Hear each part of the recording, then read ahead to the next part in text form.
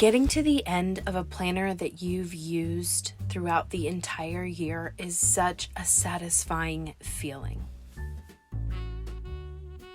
And as I draw out the rest of December, I can't help but feel a little nostalgic.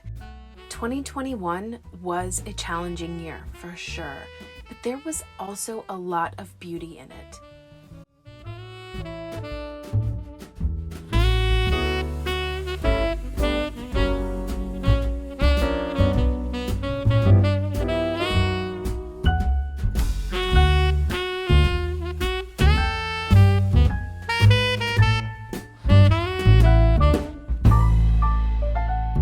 Thought I would do a flip through of my 2021 bullet journal before diving into setting up my 2022 journal.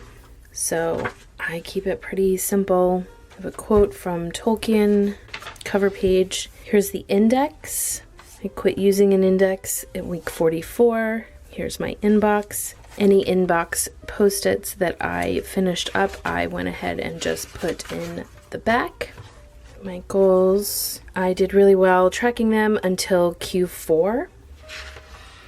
I have books I want to read, movies I want to watch. I went ahead and added more books because it started to get to not be enough room. And then I actually started moving these post-its into my reading journal. Wish list. This is all of the trips and things that I want to remember for 2022. This went into 2023. Here's a grid spacing. I did not actually use that. These are things that are missing that I would come across and be like, where is that? So I decided to create a page for it. Rainy day projects, blank page. The next section is finances, which is our debt tracker for paying off our house and also paying our kids for certain jobs that they do around the house. I also have our doctor's phone number and information, as well as some things that we have to track with our utilities. Events that we had this year that I just wanted to track. Menu ideas. This can get moved because it's on Post-it note. House projects that I wanted to track. This is a key. Much of this I got from the bullet journal method by writer Carol. Weekly list, monthly list.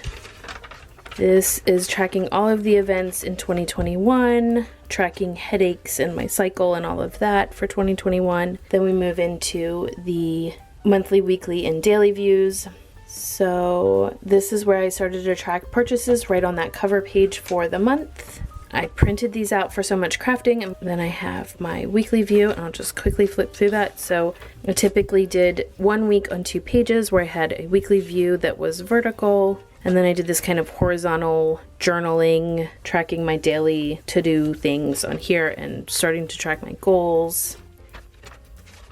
Here's an example of something that would have gone onto the index in the front, which was a digital decluttering that I was doing in January and then planning a birthday party for my oldest. So I just threw that in there, tracked it here on the index so I could go back to it and figure out what page it was on later. And then right back into the weekly, and then these were some homeschool books I was gonna sell and some other things I had to sell, so I just was tracking that. Right back into the weekly, and then we're into February with the order tracker on the left and the cover page on the right, monthly view, and then back into the weekly. March. My goal was to keep the weekly very minimal and then to really decorate in this kind of journaling daily task list area. Here is a project area where I was cleaning out the basement, deep cleaning, and so I had that listed there as well as some errands. Did not fill this section up.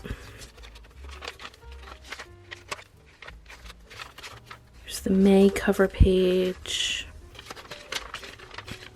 I loved this tracker, but I did love doodling that, and I'd like to do more of that in 2022 as I have time. This is another kind of one-off where I had some plantings I want to do, some projects, and I just threw it in between the weekly views.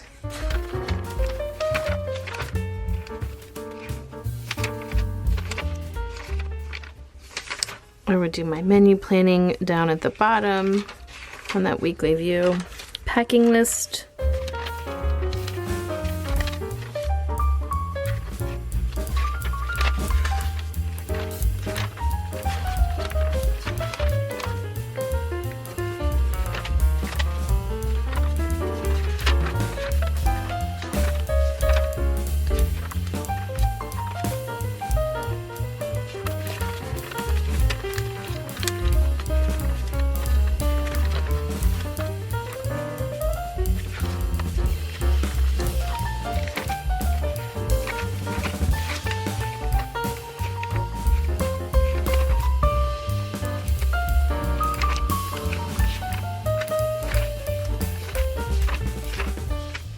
This was a schematic that my son and I drew to prep for his birthday party. You can see the week of Thanksgiving I didn't do very much. So I think I got less and less stickers and decoration as the year progressed.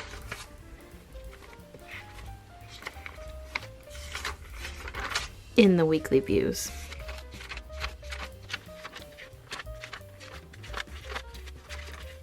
This is what I'm going to use to journal what it is that I liked and used and what it is that I did not. So I can use that to prep for setting up my 2022 planner.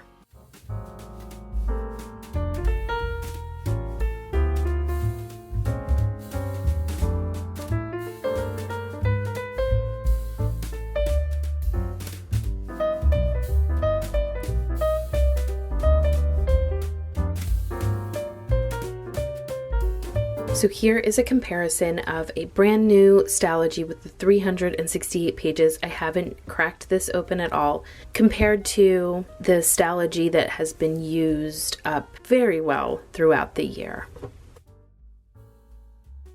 And so as the sun sets on 2021, so do I place the 2021 planner on the shelf with those from my most previous recent years. And I look forward to setting up the planner that I'm going to use for 2022. Thanks so very much for watching, and until next time.